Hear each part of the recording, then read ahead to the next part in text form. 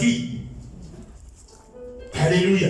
Et donc, tu commences à mentir et à laisser pleinement la place à Satan pour travailler avec toi. Parce que le diable aussi prophétise. Le diable aussi voit. Donc, comme tu es en train de forcer tellement, il dit, ah voilà, il te fait voir maintenant. Mais en ce moment, il n'y a plus de solution. Et tu veux prendre pour toi vite, vite. S'il n'a pas été exaucé, ce n'est pas son problème. Il dit, ah, Dieu me montre dans sur ta vie. Et je vois le chiffre 5. Tu dois faire une offrande de 500 000. Quand il regarde si la voiture coûte aujourd'hui une offrande de 5 millions, et même un tic. Il a dit, ah, si tu n'as pas fait, ce n'est pas évident que la semaine-là puisse finir avec toi. Parce que voici le plan de diable contre ta vie. Voici telles choses qu'ils ont prévues. Mais avec ça, l'hôtel que tu vas bâtir là, tout à l'heure, c'est annulé. Elle est obligée de vibrer, d'aller prendre son sac en main pour sortir les 5 millions. Lui, il a déjà son projet, il s'en va régler son projet. Elle est exaucée, elle n'est pas exaucée, ce n'est pas son problème. Alléluia. Il va devenir faux à cause de l'amour de l'argent. Si les gens dévient aujourd'hui, c'est à cause de l'amour de l'argent. Si les chrétiens ne sont pas très attachés au Seigneur, c'est à cause de l'amour de l'argent. Parce qu'ils veulent l'argent pour vivre dans tout le luxe dont ils ont besoin. Donc du coup, ils ne prêtent plus attention aux choses de Dieu. Mais ils regardent à l'argent. Jésus veut te dire de dire non, de renoncer à cet amour d'argent. Et de te contenter de ce que Dieu te donne. Alléluia. Contentez-vous de ce que Dieu vous donne. Contentons-nous de ce que Dieu nous donne. Dieu fait chaque chose bonne à son temps. Il sait à quel moment il te donnera 50 millions dans ton compte. Il sait à quel moment il va te donner 2 millions. Il sait à quel moment il va te donner 100 millions. Il sait à quel moment tu as besoin de ça. Mais toi-même ne te ferais pas un chemin à cause de ton amour de l'argent pour arriver à une certaine dimension. Renonçons à cet amour, mes frères et sœurs. Alléluia. À cause de l'amour de l'argent, les gens ne sont plus zélés pour Dieu. C'est leur argent qui est leur problème. Alléluia. Les gens même aiment tellement l'argent qu'ils disent que comme l'argent donne le pouvoir, donc s'ils ont l'argent, ils ont le pouvoir.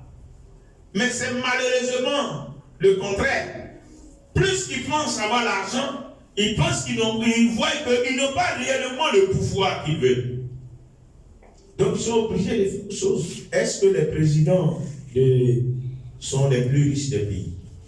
Normalement, les présidents ne sont pas les plus riches des pays.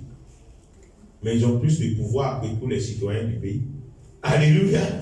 Donc, il a plus de pouvoir que le milliardaire de la Côte d'Ivoire. Il est le président, il dit allez m'attraper lui là. Il fallait le jeter là-bas. Mais avec ces milliards, ils vont te prendre. On dit l'ordre vient d'en haut. Même si Macron a payé, il va dire non. Macron, il faut te calmer. Ça, c'est une affaire interne. Je suis en train de régler mon problème. Je suis dans une nation souveraine. Et il va te dire tes droits. Alléluia. Ces milliards ne peuvent pas le bloquer. Si tu comprends, ne peut pas empêcher. Donc l'argent ne donne pas forcément le pouvoir. Le pouvoir est donné par Dieu lui-même. Alléluia. Ce n'est pas parce que tu as l'argent que tu penses que tu as le pouvoir. Donc, il ne faut pas te plonger dans l'argent. L'argent est du matériel, est quelque chose qui va passer. Mais ta vie ne passe pas comme ça. La vie éternelle, comme on le dit, elle est éternelle. C'est cette vie-là, au lieu de te concentrer sur l'argent. Tu meurs, tu ne pars pas avec l'argent. Tu meurs, tu ne pars pas avec tes jolis fauteuils. Tu meurs, tu ne pars pas avec l'or que tu as reçu. Non, mais pourquoi tu vas t'attacher à des choses éphémères, passagères? Alléluia. Amen. Il faut plutôt s'attacher au Seigneur. Alléluia. Je veux vous exhorter à ne pas focaliser votre vie sur l'argent. Ne parlez pas toujours de l'argent, l'argent, l'argent. Alléluia. Amen. L'argent, non. Mettez de côté. L'argent, là, parlez d'une autre façon. Vous allez voir que l'argent elle-même va venir vers vous. La façon que vous allez prendre, elle-même va courir vers vous. Mais si vous êtes trop accroché à l'argent, l'argent va vous fuir. Et vous serez obligé de vous compromettre pour rentrer dans des richesses. Alléluia. Et ces richesses seront éphémères. Des gens ont géré des pouvoirs, ils ont eu des milliards, ils sont morts pauvres dans cette nation. Alléluia. Les gens sont venus, ils ont bloqué tous leurs comptes. La misère a commencé, ils sont morts. Plusieurs. Est-ce que l'argent a pu les sauver? Ça n'a pas pu les sauver. Coronavirus est venu. Des gens étaient milliardaires, ils n'ont pas pu résister avec leur argent. Ils vont voir les médecins, il n'y a pas de solution, ils se cherchent. Ils disent, voici mon argent, faut mettre aspirateur, tout ça, tout ce qu'il faut là, artificiel, il faut bloquer. Il dit, oui, on a bloqué, mais tu es en train de mourir. Est-ce que tu comprends? Tu ne peux pas. Des gens sont morts. Les gens sont morts malgré qu'ils avaient l'argent. Alléluia. Amen. Sinon, si c'était l'argent qui pouvait tout faire, ce gouvernement, ils ont un peu d'argent. Mon Koulibaly n'allait pas mourir. Alléluia.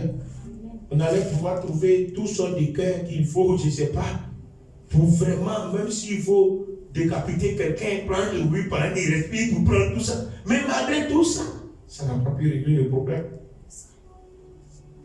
Le projet des hommes n'a pas pu s'accomplir.